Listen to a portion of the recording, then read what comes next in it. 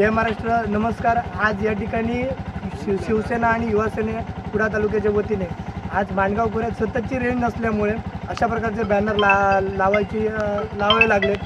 कारण वेळोवेळी आम्ही BSNLच्या अधिकाऱ्यांशी संपर्क करून देखील आज माणगाव खोऱ्यात BSNLची रेंज नाही आहे आणि नाविलाजास्तव अशा प्रकारचे बॅनर आज आम्हाला लावावे लागतात। संबंधित हा जो काय टॉवर आहे त्याला रेंज नसल्यामुळे सदरचा टॉवर हा भंगारवाल्याला विकायचा आहे। अशा प्रकारचे ज्यांना कोणाला हा हे भंगार घ्यायचं असेल तर खाली त्यांचा नंबर दिलेला आहे अधिकाऱ्यांचा, त्या अधिकाऱ्यांच्या फोनवर फोन करून त्या ठिकाणी त्यांनी संपर्क साधायचा आहे। त्याचबरोबर गेली 10 वर्ष आमदार वैभवजी नाईक साहेबांच्या माध्यमातून अनेक ठिकाणी आम्ही टॉवर किंवा खासदारांच्या माध्यमातून टॉवर उभे केले, परंतु आता गेली 1-1.5 वर्ष अशा पद्धतीचा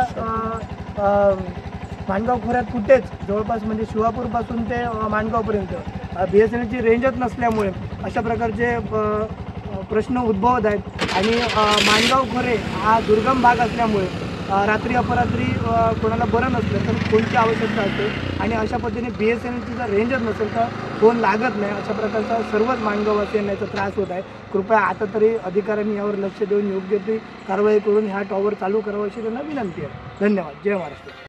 समर्थ न्यूज चॅनल यूट्यूबवर सबस्क्राईब करा व बेल आयकॉनवर क्लिक करा आणि रहा अपडेट।